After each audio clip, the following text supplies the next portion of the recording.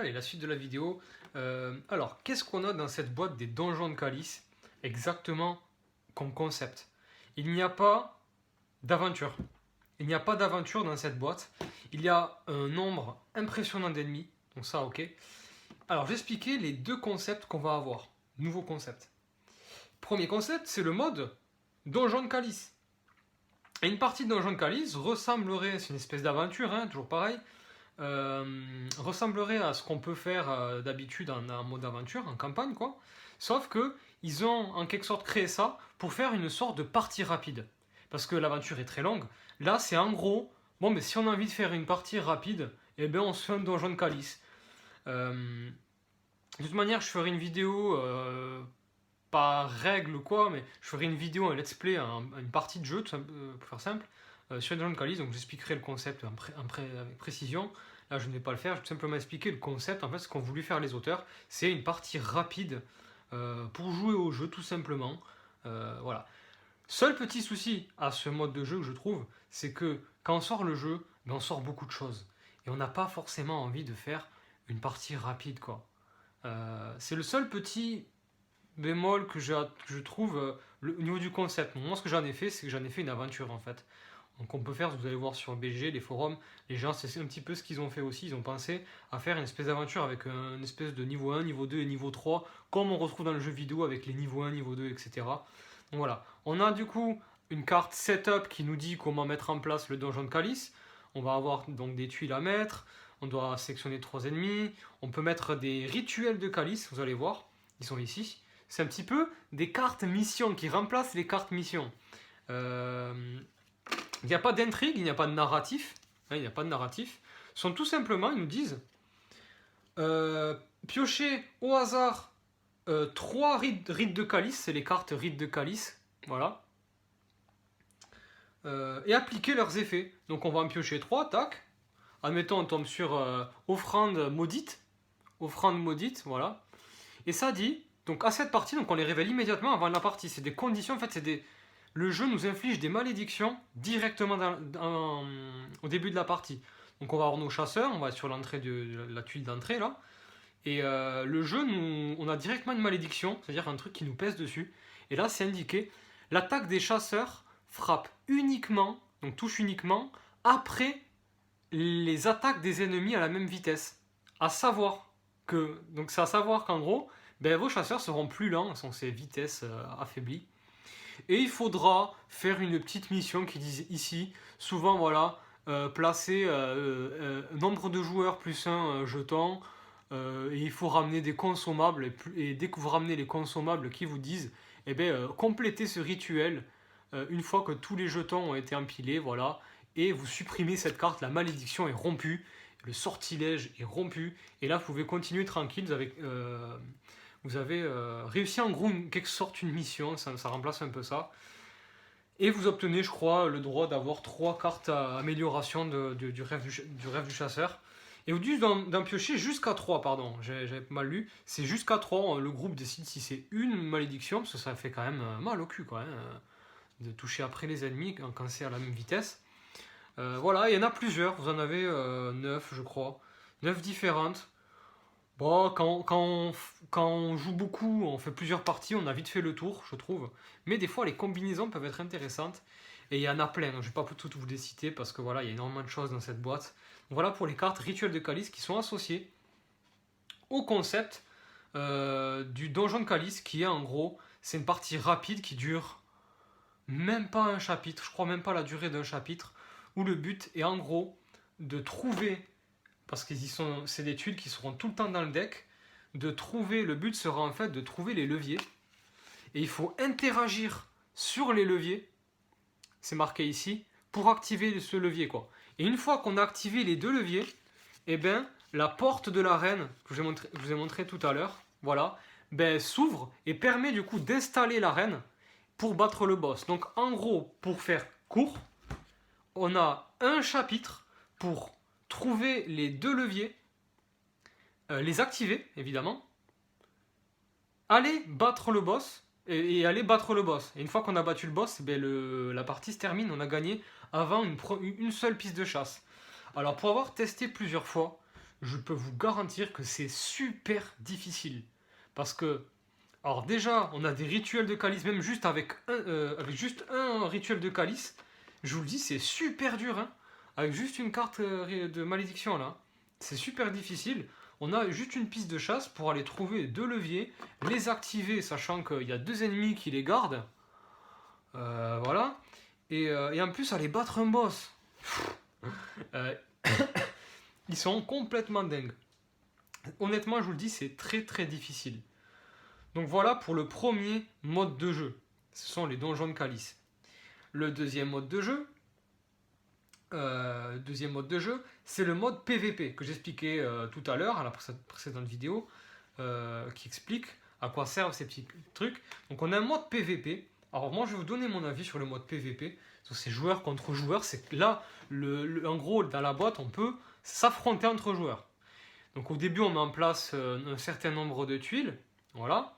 Et le délire, ça va être de survivre, d'être le dernier survivant, je crois, ou de tuer le plus de fois l'ennemi, je crois. Enfin, je sais plus c'est quoi le truc. Je crois que c'est de survivre en dernier. Mais il faut que je regarde les règles. Mais justement, parce que je me perds, parce qu'en fait, il y a tellement de variantes possibles. J'expliquais pourquoi, même si on aura l'occasion d'en reparler. Parce qu'il y a une seule, j'ai pas lu sous les yeux, mais il y a une seule page pour définir les règles. Et quand donc vous les lisez, vous dites mais très bien, hein, c'est cool, ça a l'air cool le mode PVP, on va faire une partie. Mais une fois que vous y jouez, et bien en fait, il y a une tonne de questions sans réponse, des flous, des règles qui ne sont pas expliquées, et des choses qui sont mais juste incompréhensibles. On se demande vraiment, mais qu'est-ce qu'ils ont voulu dire par... Enfin, qu'est-ce qu'on fait à ce moment-là en fait? Par exemple, ils nous disent qu'on peut utiliser notre arme à feu contre un chasseur, mais si l'autre joueur l'utilise aussi, qui c'est qui annule qui a la priorité d'annuler l'attaque de qui? Enfin, c'est des choses, c'est des choses comme ça qui font que ben, le mode PVP, ça a l'air cool, avec quelques améliorations, enfin quelques modifications de mise en place, etc. C'est cool, parce que je l'ai testé, j'ai testé un mode adapté, agencé. C'est très bien, hein, franchement, c'est un plaisir de jouer de chasseur contre chasseur pour voir qui c'est qui arrive à mieux s'adapter au jeu. Donc il y a aussi des ennemis autour de nous. Il n'y a pas de mission, hein. Il n'y a aucune mission. Le but c'est de s'attaquer. On a aussi des ennemis autour de nous qu'on peut attaquer pour récolter du sang. On peut aller au rêve du chasseur, etc., etc. Mais le but étant quand même de taper l'autre chasseur. Et en quelque sorte, je sais plus comment c'est fichu. Je me perds à force de faire des trucs. Mais tellement, voilà, c'est tellement flou leur truc. C'est que je veux bien faire les règles, mais avec les règles qu'ils disent, eh ben ça va pas. Donc en fait, on est obligé, enfin, c'est même pas ça, c'est que ça encourage les gens à devoir trouver des variantes, puisque ça ne fonctionne pas. Et il y en a plein qui se sont plaints d'ailleurs sur les forums, et on dit, mais c'est quand qui nous explique concrètement c'est quoi le mode PVP? On dirait que c'est quelque chose qui a été inachevé, c'est-à-dire que c'est des règles. Et bien voilà, on vous propose ça et vous vous démerdez, vous faites ce que vous voulez. On a l'impression que l'auteur nous a dit ça, donc c'est un petit peu décevant. Moi j'étais super excité de savoir qu'on pouvait jouer chasseur contre chasseur. C'est super, hein, franchement c'est énorme. Hein. Mais bon, on aimerait avoir des règles quoi. Sinon on est obligé de les créer nous-mêmes. Donc voilà, c'est un petit peu la déception que j'ai eue sur ce mode et un petit peu sur les donjons de calice. Sur le côté difficile, on est obligé de faire des petites règles qui allègent. Des adaptations de règles parce que vraiment c'est super compliqué en une piste de chasse de faire tout ce que je vous dis, on dirait pas, mais je vous demande d'essayer, c'est très très compliqué en une piste de chasse comme ça d'aller battre en plus un boss. Voilà, allez on passe direct à la suite, il n'y a pas plus de cartes, comme je dis, il n'y a pas d'aventure. Par contre, petite surprise, et c'est pas fini, il n'y a que des surprises dans cette boîte, on a des pièges. Je vais vous les montrer. Enfin, voilà. On a des pièges, les cartes pièges. Je vous montre quand même la tête qu'elles ont. Voilà, Chalice Trap. Et en fait, on doit au début de la partie, donc voilà, autre élément, il y a en plus des pièges dans le donjon. Enfin, on peut en mettre, comme ils disent. Donc on en pioche, on doit en sélectionner du moins un certain nombre équivalent au nombre de tuiles dans le deck exploration. Et à chaque fois qu'on va révéler une tuile, on va aussi, il faut y penser, révéler une carte piège, ben là ça indique qu'il se passe rien. Voilà, pour le joueur qui a exploré, il se passe rien. Mais des fois, donc on va en piocher une, on va piocher la deuxième, on va piocher la troisième. J'ai pioché que des cartes où il y avait rien. Et des fois, on va tomber sur des pièges, voilà, un power trap, donc permanent, c'est un truc permanent. Donc les ennemis sur cette case, eh ben, auront plus un dégât à chaque fois qu'ils seront sur cette case. On va avoir la guillotine. À chaque fois qu'on va vouloir traverser cette tuile, on va souffrir de 1 dégât, à moins qu'on esquive 1. Voilà, donc piège, flèche, exactement comme dans le jeu vidéo, on a les mêmes pièges que dans le jeu vidéo. Embuscade, voilà, on a des embuscades, des ennemis qui peuvent nous attaquer comme ça, qui peuvent apparaître. Piège, flèche, il faut esquiver des trucs, il faut avoir une certaine dextérité. Donc voilà, les pièges fonctionnent comme ça, c'est super, franchement ça j'ai vraiment adoré. C'est-à-dire qu'on révèle une tuile, quelqu'un qui explore, on retourne, tac, bon rien, tac, oh un piège, ben là tu t'es fait attraper. Et ils sont pas très clairs, je crois, par contre, dans la mise en place, et qu'on met le nombre de pièges que l'on veut. Moi, je vous recommande d'en mettre, j'en mets combien, moi? J'en mets 3 en solo, je crois. 2 ou 3 en solo, c'est suffisant, parce qu'après, ça devient un enfer. Hein. 2 ou 3 en solo, j'en mets, moi, dans le jeu. Voilà pour les cartes pièges. Ça, c'est vraiment top. Hein. Ça, je vous dis, c'est vraiment top. Et là, on a toutes les cartes comportement de tous les boss. Il y a 5 boss dans la boîte. Supplémentaires qui correspondent aux boss des donjons de Calice. Voilà leurs cartes comportement qui sont ici. C'est un petit peu obligatoire. Allez, donc on passe aux ennemis. Maintenant que je vous ai montré tout le petit matos et j'expliquais tous les concepts qui sont dans cette boîte. Alors tous les ennemis, on va commencer par les sonneuses de cloche. Alors les sonneuses de cloche, accrochez-vous. Parce que ça, c'est un ennemi très particulier. C'est l'ennemi le plus spécial, je trouve, de toute la collection. Puisque la sonneuse de cloche n'est pas pour autant si agressive que ça. Elle a que des effets sur fond blanc. Elle a très peu de vie. Donc elle a que 3 PV. Hein. Par contre, elle va faire que ça. Elle va faire que activer des ennemis. Donc activation d'ennemis. Amélioration des dégâts des ennemis. Et en plus de ça, elle va invoquer des ennemis. Elle va faire que ça. Nous embêter. C'est un ennemi qui est très puissant. On se dit, 3 PV, voilà, nul. Non. Elle va vraiment rendre les autres ennemis encore plus forts qu'ils ne le sont déjà. Et derrière, on a d'autres comportements qui se ressemblent un petit peu, mais qui sont différents. Tous les ennemis à 2 tuiles se déplacent de 3 en direction du chasseur le plus proche. Et là, il y a des combos qui peuvent se déclencher entre les actions. Cette action qui nous demande d'aller à celle-là pour faire celle-là, voilà, ça peut faire des choses vraiment mais terribles pour un chasseur. Ça peut être, voilà, la sonneuse de cloche, je vous montre là, elle a un petit carillon, un carillon d'évocation et un poignard. Seul petit point négatif sur cet ennemi, dans le jeu, quand on les approche, elles sont agressives, et je trouve ça dommage qu'elle n'ait pas au moins une attaque basique, ou même peut-être, je sais pas, une attaque où elle nous tue au poignard, en fait, où elle nous attaque au poignard, un petit peu comme dans le jeu. C'est-à-dire que là, en fait, en plus, elle se déplace vers nous et tout. Bon, elle a un comportement qui est différent du jeu vidéo. Bon, c'est pas très grave, hein. C'est pas très grave en soi. Mais dans l'esprit, c'est ça. Voilà, dans l'esprit, c'est ça. Ensuite, on a les scorpions gardiens de tombe. Petit ennemi, encore une fois, 3 PV. Pince de poison, voilà, ça attaque au poison, hein, voilà. Par contre, les chasseurs empoisonnés font moins 1 de dégâts ici. C'est un malus que nous inflige le scorpion si on est déjà empoisonné. Et après, il y a tout un truc avec poison, il n'y a que de ça. Hein. Il explose quand on le tue, il explose, on peut se manger des dégâts. Derrière, il y a un petit peu la même chose. Hein. Je crois que c'est la même chose. Donc voilà, pour le scorpion gardien de tombe, je vous montre sa figurine, toute petite figurine. Voilà. Scorpion, gardien de tombe. Ensuite, ah oui, il y a du beau monde là-dedans. Hein. Il y a du beau monde. On a les gardiens des seigneurs anciens. Je crois que c'est ça, ouais, c'est ça. Gardiens des seigneurs anciens qui utilisent le feu. Eux, ils sont vraiment... leur délire, c'est le feu. Donc, coup d'épée, contre de flamme.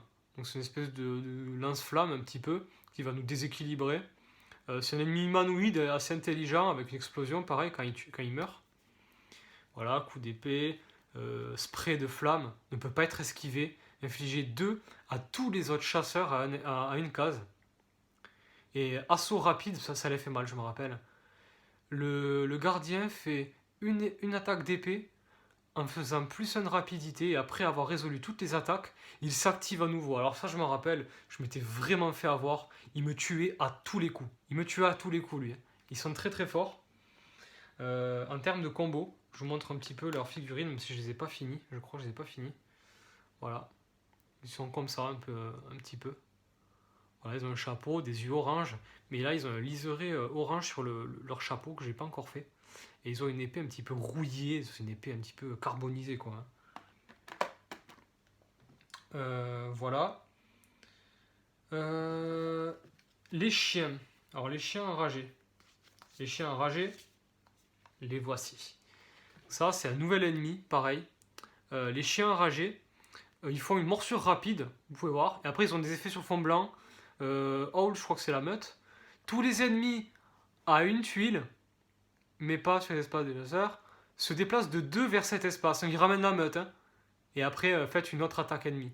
Révéler une autre action d'attaque. Donc c'est un petit peu la meute. Hein. Ils ramènent tous les ennemis pour que vraiment vous embêtez.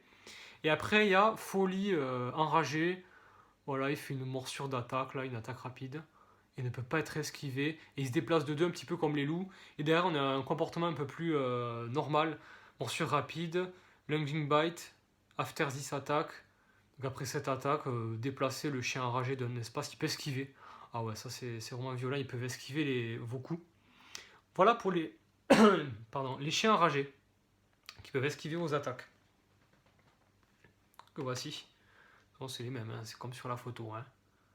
C'est comme sur la photo. On n'a pas d'autres ennemis ici. Donc je vais avancer.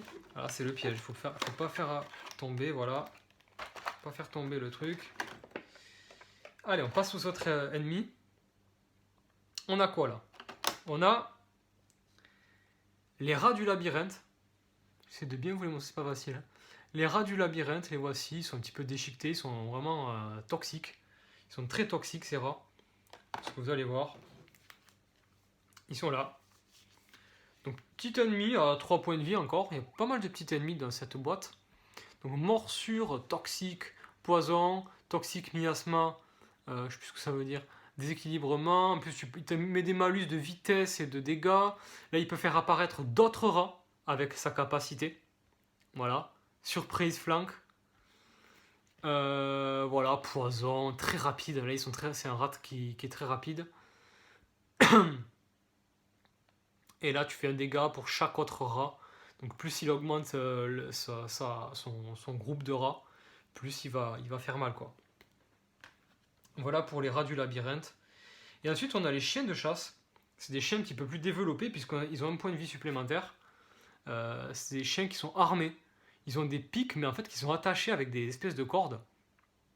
Et ils ont pareil une espèce de lame attachée à leur croc, leur gueule, quoi. Qui leur permettent d'attaquer des chiens faits pour chasser, faits pour tuer. Voilà. Qui sont faits pour tuer d'autres monstres. Et ici, voilà, 4 points de vie, morsure vicieuse, et après Jagged Blade, c'est sûrement la lame qu'il a dans la bouche.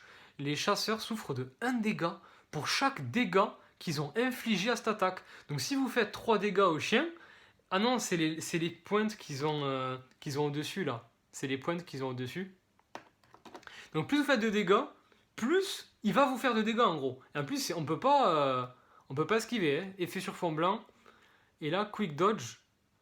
Esquivera. En plus, ils esquivent, oh là là. Morsure vicieuse de l'autre côté, on a encore un ennemi qui est redoutable. C'est le cas de dire, hein. Redoutable. Voilà. Donc voilà pour les chiens enragés. Le reste... Non, il n'y a pas d'autre reste. Si, il reste un ennemi. Ce sont les fleurs fluorescentes. Encore un ennemi avec un nom bizarre. Fleurs fluorescentes, que vous voyez ici sur la photo, on le voit mal parce qu'ils sont zoomés. 5 points de vie. Tendrils, c'est cette espèce d'antenne, c'est les antennes. Ainsi, les mecs attaquent. Donc, en fait, au lieu de faire cette attaque pendant l'activation, elle fait celle-là. Et là, c'est un jet de poison. Donc, elle crache du poison en gros sur nous. Ah non, même, ouais, c'est ça. et qui fait énormément de dégâts. 4 dégâts, là c'est un gros ennemi qui... Ah ouais. Par contre, là c'est un des ennemis les plus forts du jeu. Voilà. White Spray il fait cette attaque, là, donc sa capacité jolie là. Là il va faire cette attaque là. Mais en plus, tous les autres chasseurs à un espace, à une case du coup, doivent esquiver 2 ou souffrir 2 et poison. Il attaque tout le monde. Hein. Ouais, vous voyez quand même, il ne peut pas être déséquilibré, enfin bref. Et derrière, on a une espèce de truc super intelligent, super badass quoi, avec encore une fois les antennes, et après il nous balance des orbes. Oh là là là là là là, tous les chasseurs à 3 tuiles souffrent de 5 dégâts. Ils peuvent esquiver pour bloquer 2, pour chaque vitesse, encore un truc intelligent. Il faut vous mettre préparé pour combattre ces ennemis. Je vous le dis, ils sont très très très dangereux, et je n'ai même pas lu les Quickned Orbs là. Pareil là, je vois un petit 5 dégâts, c'est que ça peut vraiment vous one-shot, ça peut vous tuer d'un coup, ces ennemis. Je vous les montre, ils sont là. Ils n'ont pas été faciles à peindre, c'est des êtres cosmiques. Voilà, ils sont présentés comme ça. Ils ont une espèce de mille pattes géants qui lancent des sorts grâce à cette petite fleur fluorescente justement qu'ils ont, qui pend en fait de leur truc. Voilà un petit peu les énergumènes.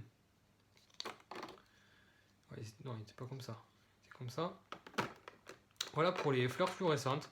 Je vais faire une autre vidéo pour voilà, je vais un petit peu découper la vidéo pour présenter les boss. Ça va être très rapide. A de suite.